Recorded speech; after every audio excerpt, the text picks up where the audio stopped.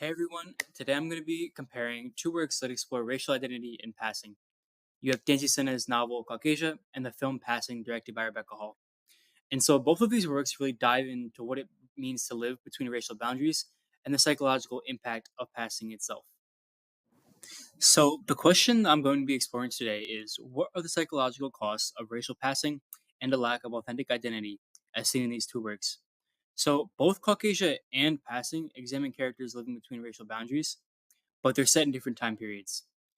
First, Caucasia is set in the 1970s to the 80s, and Passing is set in the 1920s. But despite that large time gap, both of them have really universal themes about how identity forms and how it's challenged when society forces people into rigid categories or just racial categorizations. Now that we've gone over that, let me give you a quick overview of both works.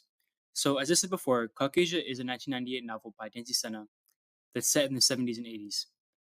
And because it's located in Boston, which is particularly a hot spot for segregation, this makes the setting even more significant. And it was also the peak of the Black Power movement. So the story basically follows a biracial girl named Bertie Lee who has to pass as white when she goes on the run with her white mother. And so through their journey, the novel is actually really able to dig and give the reader a good idea of the family separation, Bertie's identity crisis, and the eventual reunion she'll have with her family. But now, Passing, which was a 2021 film based on Nella Larsen's 1929 novella, it's set during the Harlem Renaissance, where it's centered on two light skinned black women, Claire Kendry and Irene Redfield. And the unique thing is that they're both able to quote unquote pass as white, but they make very different choices on how and when they're going to do it. So, in both works, Passing isn't just about looks, it's about performance as well. In Passing, Claire's blonde hair actually symbolizes her commitment to whiteness. In this image, you can see that. She carefully controls her speech, mannerisms, and that's how she navigates the white spaces safely.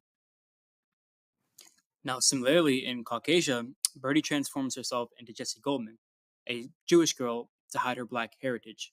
So there's this really powerful quote when Senna writes, I wore Nikes, Jordan jeans, and a fluffy pink Angora sweater with silver sparkles. Mona's mother had cut my hair into layers so that it feathered around my face. So this just shows that Bertie doesn't just change her appearance, but it adapts her speech, clothing, interests, and basically anything to learn how to fit with her white peers. And it just shows how exhausting it is to maintain this performance constantly. Additionally, both works really explore what W.E.B. Du Bois would call double consciousness, which means to see yourself through others' eyes and feeling your identity split. So for Caucasia, Bertie struggles with which identity is really her. There's this really heartbreaking moment where she thinks the name Jessie had been a lie, but I wasn't quite sure the girl Jessie had been such a lie. Maybe I had really become Jessie, and it was this girl, this Bertie Lee, who haunted these streets, who was the lie. So the film Passing also shows this visually by giving the viewer a look at Irene's scenes with mirrors, reflecting her divided self. So in the end, both works really ask, who are you when society won't let you be your whole self? So what is especially interesting is about how the characters are actually able to make different choices about passing. In Caucasia, which is set during the Black Power movement, as I said before, Bertie passes reluctantly for survival, while her sister Cole refuses to pass and embraces her black identity instead. So this would lead to their separation and then eventual reconciliation. Passing, on the other hand, Claire permanently passes and even marries a white racist, while Irene only passes situationally and maintains her connections to the Black Harlem community. So, as we can see here, Claire constantly risks exposure, while Irene deals with intense internal conflict about her choices. Now, taking a look at the medium, we're able to really see how it shapes the stories that are told. Beginning with Caucasia, as a novel itself, we get to see first person narration that allows us to see into Bertie's eyes and her internal struggles directly.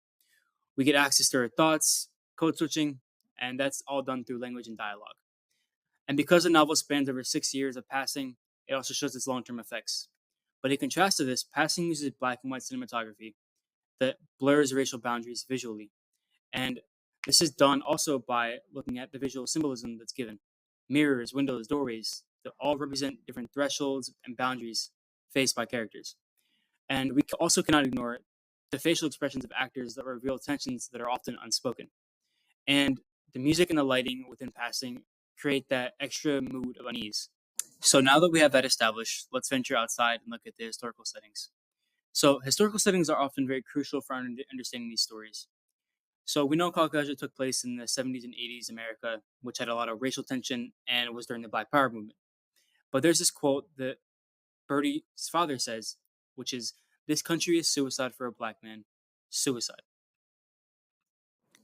Passing now is set during the 1920s Harlem Renaissance amid Jim Crow segregation. So this is where we found the new Negro movement and the Great Migration northward. And this is also where Claire's white husband doesn't know or she's black and openly says racist things like, "I don't dislike them, I hate them," which shows the danger she lives with daily. So, really, both works show the devastating psychological cost of passing. In Caucasia, we see Birdie experiencing loss of connection to her father and sister, loss of authentic self, and the psychological burden of constant performance. She says, "There had been a time when I thought I was just going through a phase, that if I was patient and good enough, I would transform into a black swan." Now, in passing, we see the characters face constant fear of discovery, isolation from authentic connections, dangerous risk, and even ultimately tragic consequences. So the works end differently, right? Caucasia offers some hope with Birdie's journey to reclaim her identity and reunion with her sister in California. And so when Birdie finds other mixed race people, she realizes we're a dime and a dozen out here, which suggests the possibility of living beyond binary racial categories.